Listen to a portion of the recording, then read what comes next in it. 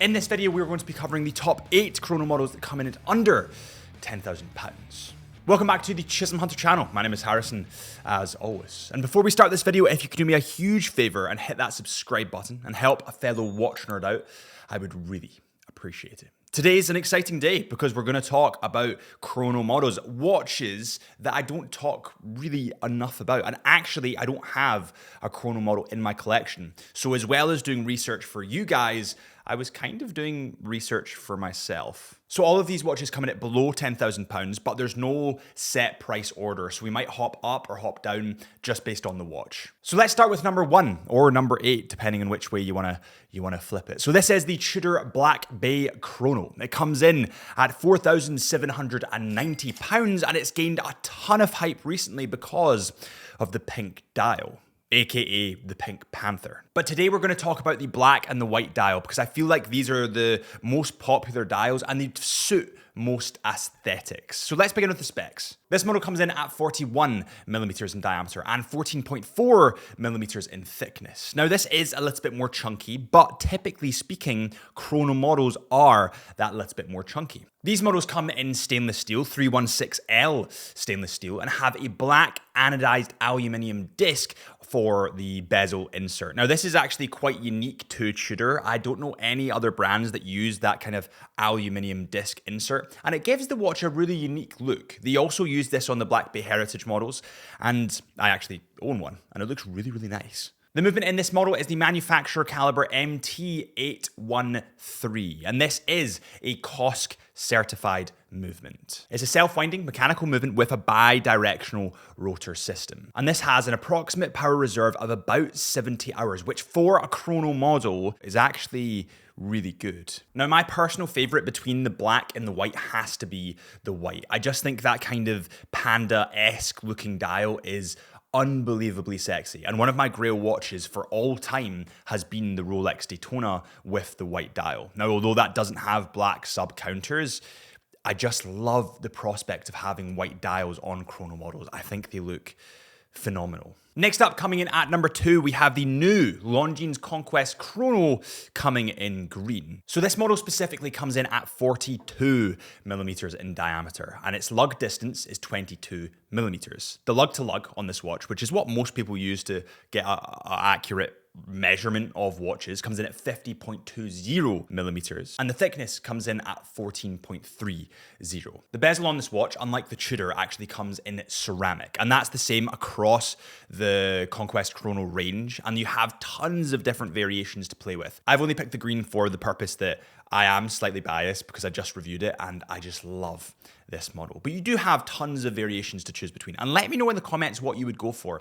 I would always go for the rubber strap, but I know that a lot of you guys prefer the bracelet, so let me know in the comments. The movement in this watch is Longines in-house caliber L898 movement, and this is a self-winding mechanical movement beating at a frequency of 28,800 VPH, and it has a power reserve of 59 hours. One thing just to top it off that I just love about this watch is the fact that it has an open caseback. Now, in a lot of chrono models, they cover up the caseback, and the Daytona is a prime example of a watch that kind of set the trend for doing that, but I don't know why you would cover up the beating heart of your watch. I just love seeing the mechanics that make things tick. Now, with the rubber strap, this comes in at £3,550, but obviously with the bracelet, it's going to be that little bit more expensive. Longines as a brand are cooking some brilliant things at the moment, and that's why I've put them in this list. At number 3, we're hopping up another price bracket to the Breitling Chronomat Bo1 coming in at 42mm. This is possibly, in my opinion, one of the most unique chrono models that we're actually going to mention in this video.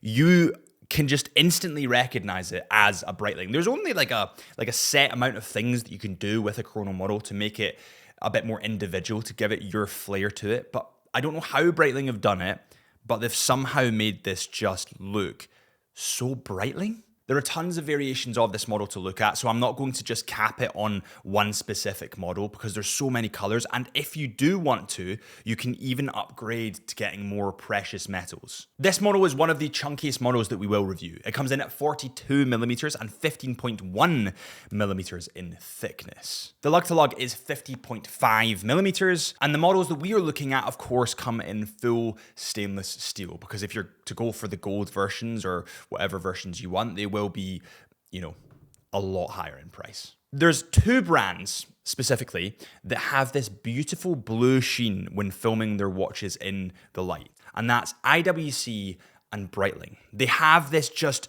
amazing blue flare that runs through their watches when you film them in the light or even look at them in the light. It's honestly stunning. The movement in this model is the Breitling Caliber 01. This is a self-winding mechanical movement with 70 hours of power. It beats at a frequency of 28,800 VPH and has 47 joules. Now, one of the things that stands this Breitling Bo1 aside from most other models, and one of the most attractive features to me about this model, is the stainless steel bezel.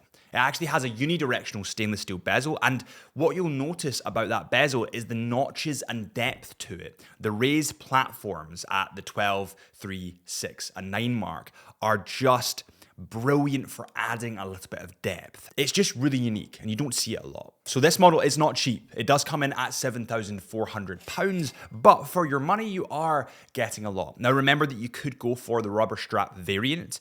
That's not my preference, but you could go for that if you want to save a little bit of money there as well. And now we get to number 4, but before we cover number 4, it's time for the Chisholm Hunter tradition, which of course is the wrist check. What's on your wrist today? Please let me know in the comments. I love seeing all the weird and wonderful watches that you guys have on. Today, it's actually a special occasion because Chisholm Hunter are opening up in Lakeside. It's going to be this humongous boutique. I'm super excited about it, but because it was a special occasion, I put on my Grand Seiko American exclusive. I was doing some filming there. I'm actually going to release a video on what's happening with that boutique because I'm really excited about it. But yeah, that's why I've got the Grand Seiko, the special occasions watch. At number 4, we have the Tissot PR516 mechanical chrono. Now, you guys might be thinking, why, oh why, are you including a Tissot in this? And the reason I'm including a Tissot in this is because this Tissot is awesome. This model comes in at 41 millimeters in diameter and comes in at 13.7, yes, you heard me,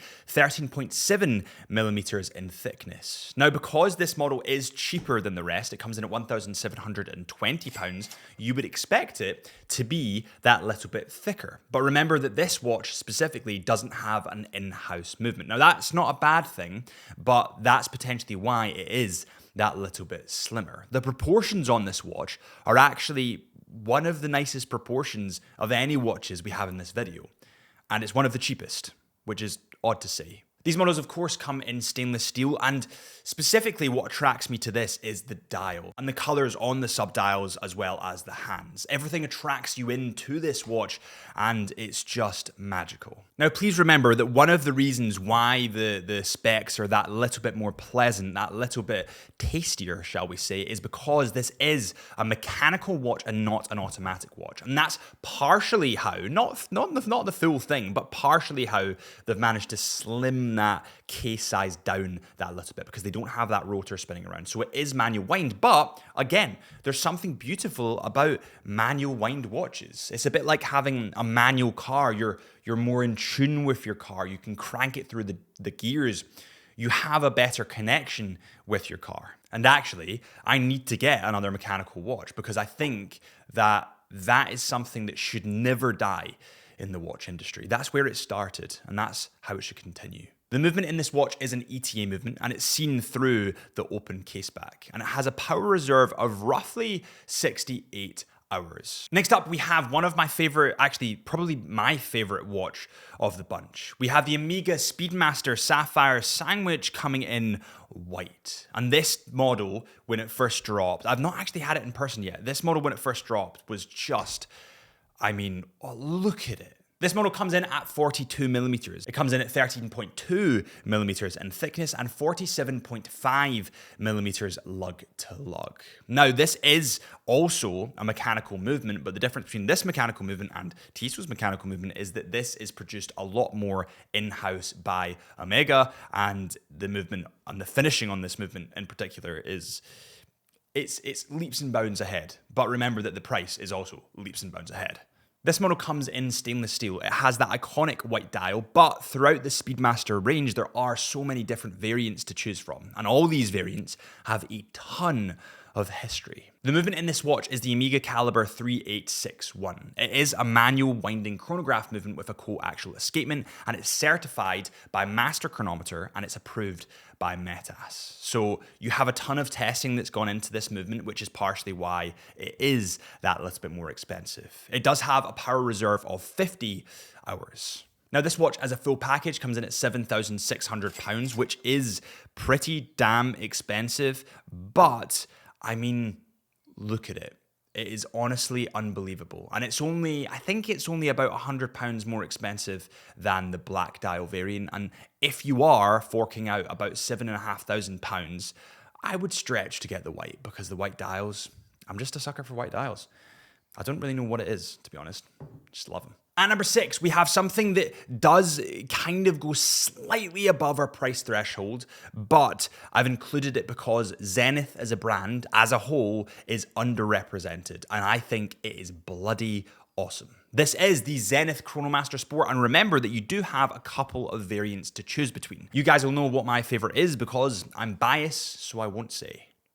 The Zenith Chronomaster Sport comes in at 41 millimeters. It comes in full stainless steel, and it does have those really iconic subdials, the colored subdials. And that's partially why I am attracted to this model. I just think those colored subdials matched with a white dial, sorry guys, and also that black ceramic bezel, it plays wonderfully in unison. Now remember that Zenith as a brand actually used to supply the Rolex Daytona with their movements. So in terms of watchmaking, in terms of finesse, Zenith is up there with one of the best brands that you can possibly buy on the market. The movement in this model is the Caliber El Primero. This is Zenith's very own in-house movement, and it has 311 components. It beats at a frequency of 36,000 VPH and has approximately 60 hours of power. Now, if you go for the stainless steel version with the stainless steel bracelet, it comes in at 10,200. But if you were to go with the strap option, it does come in at 9,700. So